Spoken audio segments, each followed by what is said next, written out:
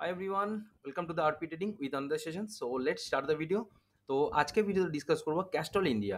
এটা একটা পেট্রোলিয়ামের যেটা হচ্ছে মোবিল স্টক, যেটা তোমরা সবাই জানো যে ক্যাস্টল স্টক অথবা আরও কোম্পানি আছে। তো ডিটেলস আজকে ডিসকাস করবো। ক্যাস্টলের কিছু ফান্ডামেন্টাল প্যারামিটার আছে, সেগুলো দেখে নেবো কী কী আছে এর মধ্যে।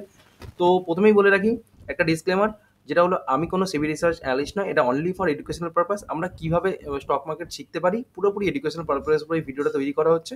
কোনো বাই সেল রেকমেন্ডেশন না। কোনো জায়গায় যদি আমি বাই অথবা সেল আর কথাটা ওয়ার্ডটা ইউজও করি, তো সেখানে সেটা অনলি মাত্র এখান থেকে আপসাইড যাওয়ার পোটেনশিয়াল অথবা নিচে যাওয়ার পোটেনশিয়াল এরকম মিন করানো হবে। ওকে, তো চলো ভিডিওটা শুরু করি। প্রথমে এই মান্থলি টাইম ফ্রেম দেখে নেবো। স্টকটা দেখো, স্টকটা অল টাইম হাই ছিল এখানে অলমোস্ট 170, দেখে নিই একবার চলো। 271-এর কাছাকাছি স্টকটা অল টাইম হাই ছিল। তো স্টকটা এখান থেকে দেখো slowly slowly slowly slowly slowly নিচে এসছে। নিচে এসে এখানে যে ডবল টপ তৈরি করেছিল 2010 সালের কাছে, এই ডবল টপের যে সাপোর্টটা ছিল সেই সাপোর্টের কাছ থেকে অলরেডি সাপোর্ট নিয়েছে। নেওয়ার পরে এখানে দেখো 2 বছরের কনসোলিডেশন জোনে ছিল, দিয়ে এবার ব্রেকআউট করেছে, আপসাইড যাচ্ছে। তো এবার এর ফান্ডামেন্টাল দেখে নেবো, পরে আবার চার্টে চলে আসবো, দেখবো ক্লিয়ার হচ্ছে কি চার্টে আমাদের। প্রথমে ক্যাস্টর ইন্ডিয়া দেখো, ক্যাস্টর ইন্ডিয়া যার মার্কেট ক্যাপিটাল রয়েছে 1,344 কোটি টাকা। ওকে, স্টক পি 21, যেটা যদি ইন্ডাস্ট্রি পি দেখি, ইন্ডাস্ট্রি পি রয়েছে 31.20, মানে ইন্ডাস্ট্রি পিতে অনেকটা কমে ট্রেড করছে। আরওসি ম্যাসিভ আরওসি, যেটা রিটার্ন অন ক্যাপিটাল এমপ্লয় 60%। আর যদি আরোই দেখি 45 অথবা 46 কনসিডার করি আমরা, অনেকটাই বেশি এটা। ওকে, তো ডেপ দেখি 63 crore, আর ডেপ টু ইকুইটি রেসি 0.03, মানে পুরো ডেপ ফ্রি কোম্পানি, বিন্দাস একদম, কোনো ডেপ নেই কোম্পানির। তো আরও এই যদি দেখি 5 বছরের আরোই যদি দেখি 552.4, যেটা এই আরোই কাছাকাছি অলমোস্ট সেমের জায়গায় ট্রেড করছে। দেখো দাঁড়াও 1 মিনিট, একটু চেক করতে দাও আমাকে এটাকে।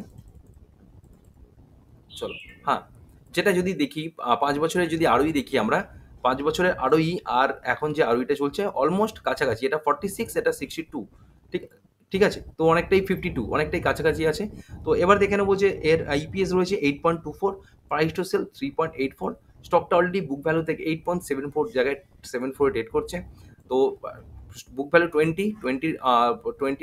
টাইমস হচ্ছে তোমার 186। তো এই 186-এর কাছাকাছি স্টকটা অলরেডি ট্রেড করছে।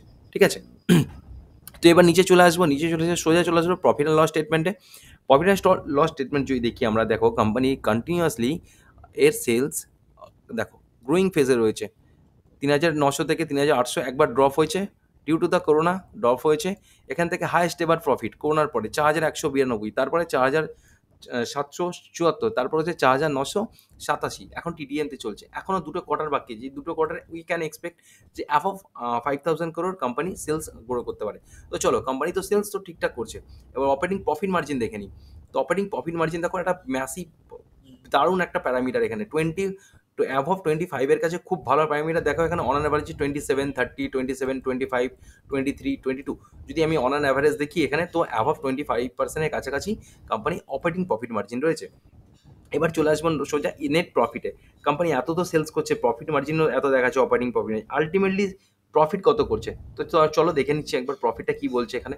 দেখো যদি প্রফিট দেখি, প্রফিট এখানে কি শো করছে, যদি 2020 রয়েছে এখানে, এখানে ড্রপ হয়েছিল ডিউ টু দ্য করোনা। তারপরে দেখো 758 কোটি 583-র পর থেকে, তারপর 815, এখন 816। এখনও দুটো কোয়ার্টার বাকি আছে। তো অ্যাকর্ডিং টু দুটো কোয়ার্টার বাকি আছে, এক্সপেক্ট করতে পারি এখান থেকে হায়ার সাইডে নেট প্রফিট কোম্পানি হাইস্ট এবার প্রফিট এবারে গ্রো করতে পারে। কোম্পানি 5 বছর যদি সেলস কম্পাউন্ড সেলস দেখি, তো 6% দেখবো, আর 5% দেখবো এখানে। 5 বছরে দেখবো 4%, যেটা খুব একটা ভালো নয়, কমের দিকে রয়েছে। কিন্তু কোম্পানি ধীরে ধীরে ফান্ডামেন্টাল আস্তে আস্তে ইনক্রিজ করছে। কেন ইনক্রিজ করছে আমি তোমায় দেখাচ্ছি। তো চলো এবার ব্যালেন্স শিটে চলে আসি। ব্যালেন্স শিটে এসে গিয়ে দেখছি যে কোম্পানি যে ধার ছিল এখানে 920, 1,151, 1,391, এটাকে অলরেডি কোম্পানি রিজার্ভটাকে বাড়াচ্ছে। আর দেখো ধারটা দেখো, কোম্পানি যে ধার ছিল এখানে জিরো জিরো ধার ছিল, কিন্তু 2021-এ 7,50,50,, 54 কোটি, এই 64 কোটি। তো ধারটাকে ধীরে ধীরে অল্প ইনক্রিজ করছে কোম্পানি বিজনেস ম্যানেজমেন্টের জন্য, বিজনেস গ্রো করার জন্য। কোম্পানিকে অনেক সময় ধার থাকে, কিন্তু অলরেডি আর ডেপ ফ্রি কোম্পানি, রিজার্ভের থেকে অনেক বেশি কম। এখানে যদি 80 কোটি টাকাও দিয়ে দেয়, এখান থেকে তো এই ধারটা পুরো কভার হয়ে যাবে। 1,400 কোটি টাকা কোম্পানির কাছে পুরো নেট রিজার্ভ থাকবে। ওকে, তো আন্ডার কনস্ট্রাকশন দেখো 57 কোটি টাকা আন্ডার কনস্ট্রাকশন রয়েছে কোম্পানি এখনো পর্যন্ত। টোটাল অ্যাসেট 3,118 টাকায় কোম্পানির টোটাল অ্যাসেট রয়েছে। এইবার চলে আসবো নেট এতে সরি শেয়ার হোল্ডিং প্যাটার্নে। শেয়ার হোল্ডিং প্যাটার্ন যদি দেখবো 51, 51, 51, 51, 51, 51 কোম্পানি পুরো 50%, 51% কোম্পানি প্রোমোটার হোল্ডিং এখানে রয়েছে। যদি এফআই হোল্ডিং দেখি, দেখো এফআই হোল্ডিং 10, 11.39, 11.44, 11.41, 10.96।